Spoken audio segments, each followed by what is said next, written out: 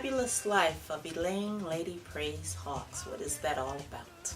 My life definitely has been fabulous, just for the fact that at some point in time I actually accepted the call and accepted Jesus Christ in my life. So that's really where the fabulous factor sort of really took over and started taking place. So as you come in today, you see fabulous here and fabulous there. I'm not talking about fabulous as far as the finer things that you may see in life. That's not the fabulous that I'm talking about.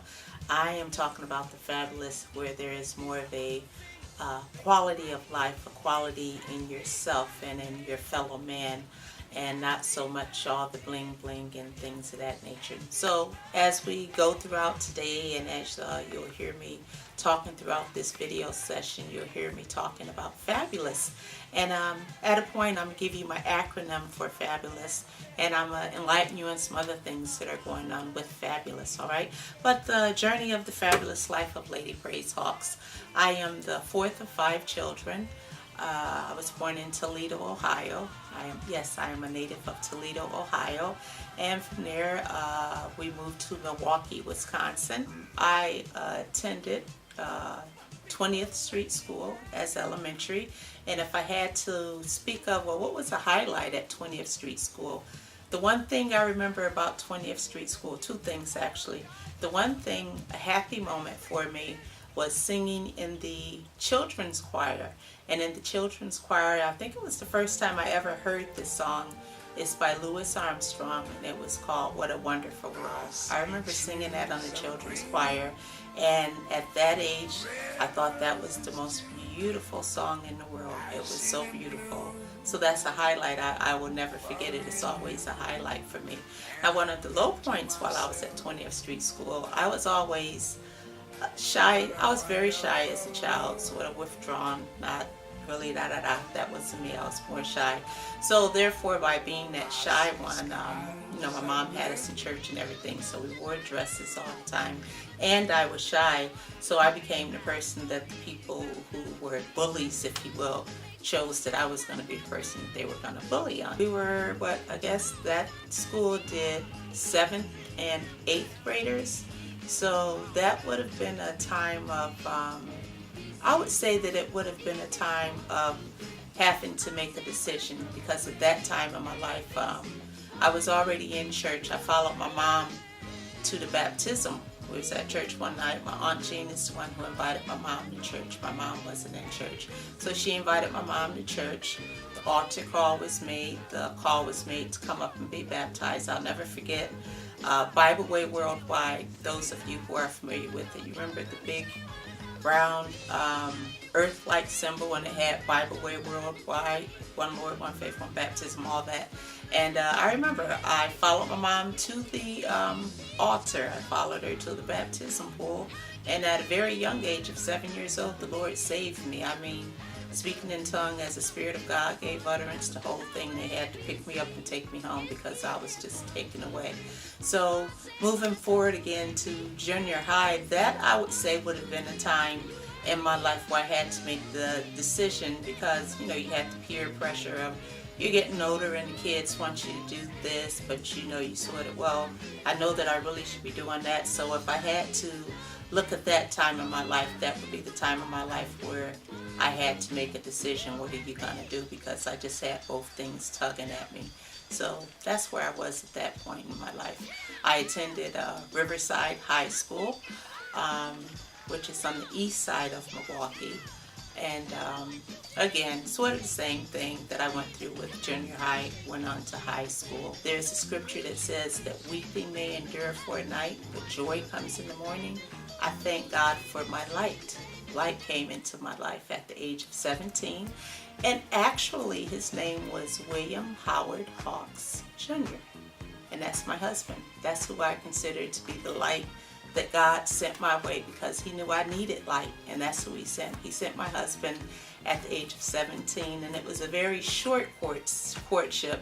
I think we courted maybe for 6 or 7 months. In the 9th month, we were married. And the rest is history. But yeah, my husband definitely was my light, and oftentimes I tell him, and he just sort of looks at me. I was like, yeah. I tell him, I say, you are and you were my knight and my shining armor, and I thank God for you. And that's exactly what he was, my knight and my shining armor. We met on the Traveling Sales Crew. We moved to Milwaukee, Wisconsin, where we lived for 5 years. In that 5 years, we had a business called Hawks Tasty Treats, which was seasonal. So in the summers, we went around to the neighborhoods and we sold all the children ice cream. So, you know, that was our first business. It was successful. We bought a little beat up truck and, you know, made it up to code. And we bought some shirts, and I'd never been a sewer, but I sewed little ice cream cones on the shirt, and we got in with our 2 children at the time, which would have been Priscilla and Billy, and we basically went and we sewed ice cream. You know, my husband's dream was always to buy a house for us and things of that nature. So within the 5 years while we were in Milwaukee, you know, he tried a lot of different jobs. One year he had a job at a place called Stan's Ice Cream. I was very glad when he left Stan's Ice Cream for 2 reasons. One reason was Stan was not looking to promote my husband in any way. He had him in a certain position, and in his eyes, that's just where he was staying. So definitely I didn't want him staying there. But anyhow, July, Deacon Hawks had to go to work with, you know, his winter clothes on. Why? Because he worked in the freezer, so he had to be warm while he was in the freezer. And he would be coming home and he got all this stuff on. So the average people, you know, if it's July and you see somebody walking around with a fur coat on, you know we're going to look at one another and be like, okay. As a matter of fact, that's how we got the idea to where, well, we don't have to be doing, we can start our own thing, and that's exactly what we did. That's how Hawks Tasty Treats came about. Another time, we were in Milwaukee, you know, so there we have General Motors, all those type of places where you can get those factory jobs. So they had one job, they had an opening for maybe 25, 30, 40 people, something of that nature. And I think somewhere around 1,000 people came out to apply for those jobs. My husband was one of the thousands. If you ever been to Milwaukee, Chicago, that area, you know that winter is really winter. We get snow, we get freezing cold and all of that. So he's out in line so that he can possibly be one. I never forget, I made him these 2 roast beef sandwiches, and when he came back home, they were frozen from him standing out trying to get the job. So I mean, brother was trying to make it happen for the family, and he was trying to make it happen. He was doing his very best. So he ended up going into the Army Reserve, and basically from there he got a job with UPS, and UPS is what actually brought us to New Jersey. UPS and God. God had a plan for us, so that's how we ended up here in New Jersey, because he was in UPS and he got an offer here in New Jersey. While we came down for Christmas one year, he fills out an application. So that's how we were able to come here. See, you're finding out a lot of things that you did not know about us on today. So we have a lot of, again, I have a lot of great things in store for you. At this point, you may have seen the presentation, Hello Fear. That's the song we're talking about. And the song is telling fear bye-bye and no more and hello grace. And the song just touched me in a very special way that I called the young lady and I said, I really need you to do this song for me. I gave her just a little bit of my vision and I told her, you take it from there. So I hope that you enjoyed that presentation on tonight. And we'll be right back.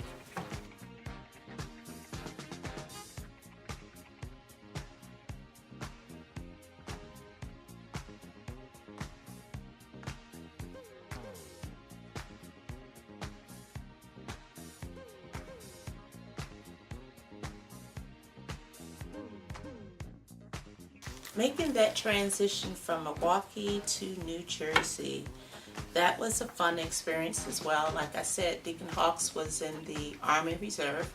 Again, from day one, his whole objective and his whole goal has always been to take care of his family. He always, both of us had a dream of being homeowners one day and things of that nature. So, you know, so he was in New Jersey, Army Reserve.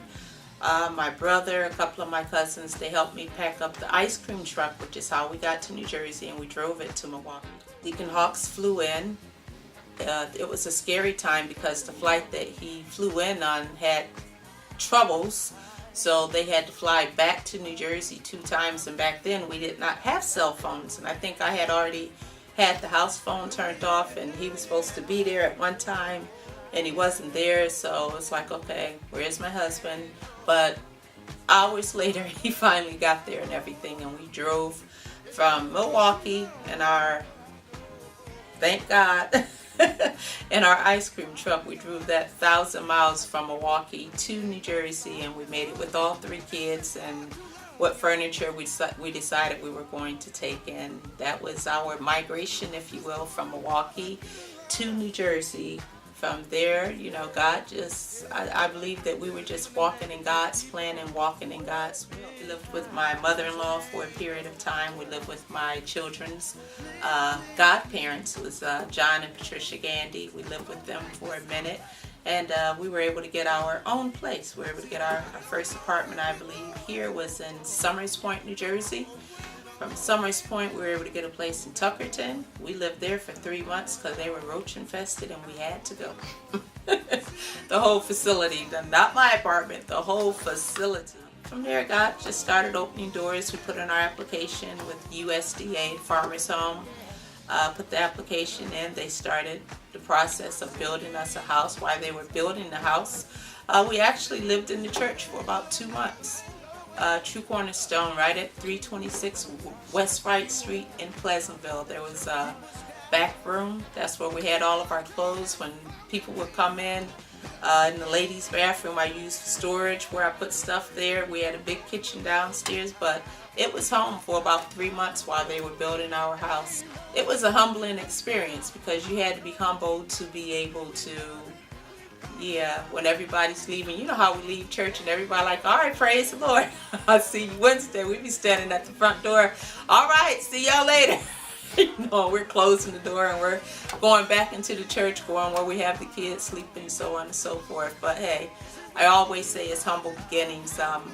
I was speaking at an engagement once, and they read my bio and did an introduction, and they said Lady Praise is the owner of Gospel 88.7, the 24-hour gospel radio station.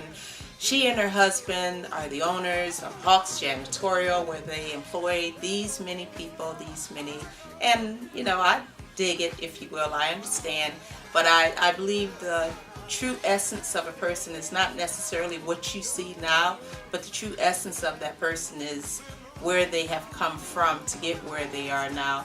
So all the fluff that you see now, that is me, but it's not me. You know, I had to come through all these humble beginnings to get to where I am now. So if you truly want to know the person from a beginning point and know the steps on what it took for them to get there. And then I believe you'll truly get to know that person. You'll learn a lot of things about their character. You'll learn about their struggles and just how it is that they made it to where they made it to. So basically from there, you know, we lived at the church while we were waiting for our first home to be built. And that was built from the ground up. Again, God in His handiwork, He came in and opened doors and made ways. We were able to buy the land at our house, Fissler Avenue. We were able to purchase that land for $1. The house that was there had been condemned. It had been burned down many years before, and the owner, she signed it over to us. We were able to purchase the land for $1, and we were able to build the property from that point on. And we moved in, praise God. You know, we were a new family in Christ at that time, you know, trying to bring our children up in the fear of God, and us being children ourselves. If I didn't mention it before, I was 17 and Deacon Hawks was 19 when we got married. So we were basically children, and we were doing the very best that we could. You know, Deacon Hawks, you know, his mom was a single mother who, again, you know, she did the best she could, and she was a warrior. She was a great example for him. And, you know, in return, he just tried to do the same thing for his family. And now we have these children that are our responsibility. We want to make sure that we bring them up in the fear of God.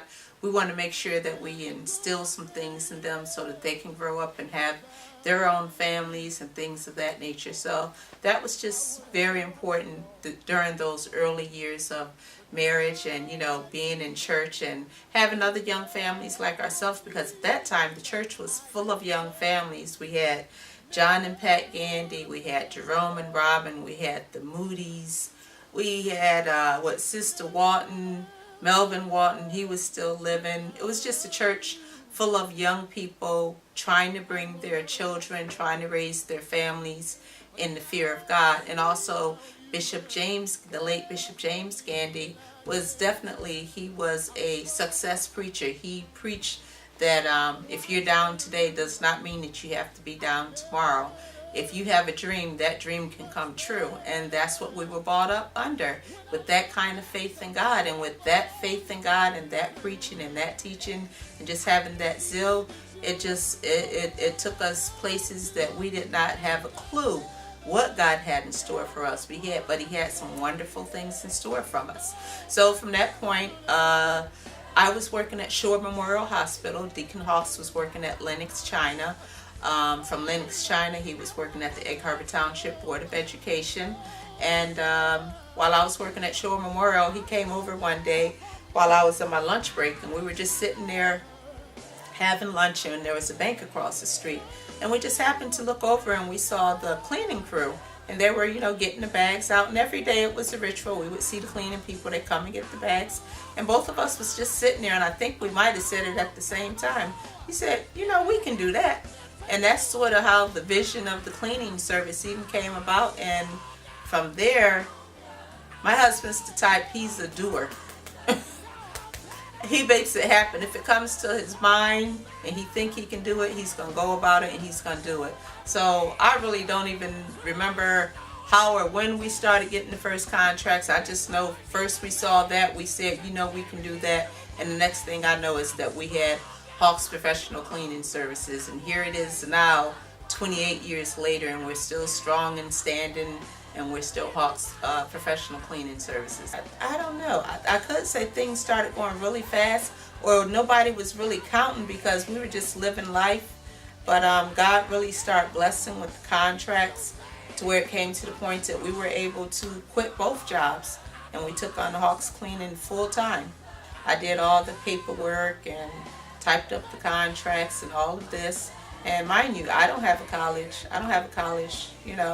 Highest grade that I actually completed, and I'm very transparent with it because it is what it is. The highest grade that I actually completed, I finished the 9th grade. No high school diploma, but I do have the GED, but no college background.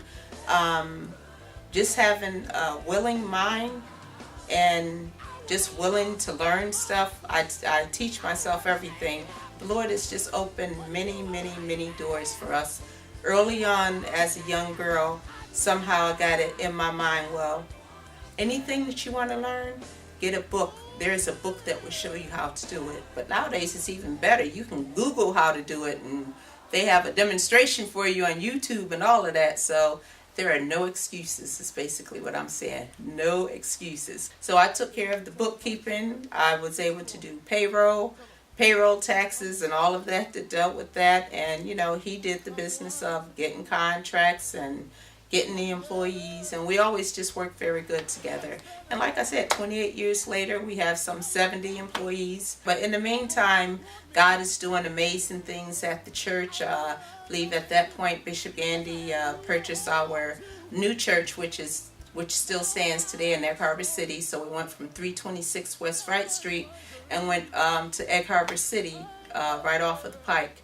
And that in itself, I believe it was like a Tuesday night service, and Bishop Gandy said, we need to raise $26,000 tonight for our down payment on the new church. Now, if you looked around that church and you seen everybody who was sitting there, you would not have thought that $26,000 was sitting up in that house.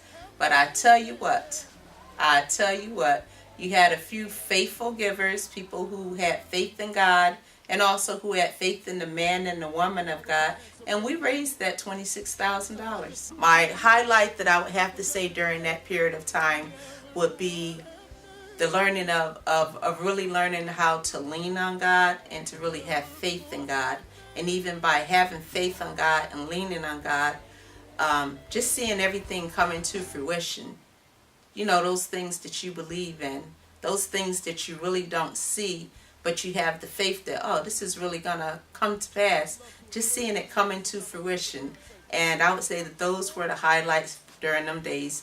In my personal home, in the homes of everyone in the church, all the young people in the church were basically getting houses left and right. They were getting houses through the Farmers Home Program. They qualified for them, and the Lord was really just blessing in a magnificent way. And I didn't say that He was only blessing me, but the beautiful thing is everybody was being blessed. Everybody was being blessed, and their dreams and their hopes were coming true, and God was just doing wonderful, wonderful things at that point in time. At that time, our children are growing up.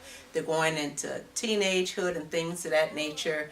My oldest daughter, Priscilla, graduated, and she went to the University of Maryland, which is where she did her undergrad, and then from there she was able to go to law school, where she saved us some nice money because she actually graduated something like 2 years early. She finished and got her bar for the state of New Jersey. Both of my boys within that time, they also graduated. Billy went to Benedict College. Chris stayed home. He's always been the homeboy. He went to ACC, and right now he still works with the business with his dad. So the journey has been it's been fabulous. It's definitely been fabulous. God's hand has been all over it. There's been a lot of self-awareness, self-acceptance, believing in oneself, being true to oneself. The journey up to this 50 for me has been all those things, and really walking into those things with a peace, if you will, with an insurance. And that's how the journey has been thus far. So we're going to be back, and I'm going to talk about it a little bit more.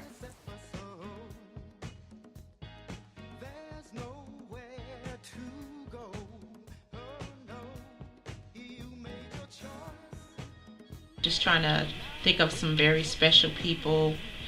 Bishop Gandy and Mother Gandy, they taught us a lot. They taught me a lot as being a young mother. Mother Gandy did a lot of sessions with the young mothers, and of course Bishop Gandy did his sessions with the men. So they taught us a lot. The gospel radio station. Well, a gospel radio station. Never in my wildest dreams did I know or have a vision or have one day. It was never in my dreams to be a DJ or to own a gospel. I always loved gospel music, but it was never in my dreams to do what I'm doing today. So like I said, God knows all things.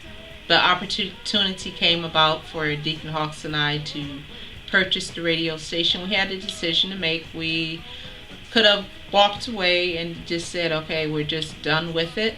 But we prayed about it. The guy who did own the radio station made it clear to us if we wanted it, it was ours for the taking. If we didn't, he was going to let it off to the next highest bidder or what have you. So we made the decision that we would go ahead and step out on faith, definitely, and do this Gospel 88.7 WEHA. And to God be the glory, we won the Stella Award.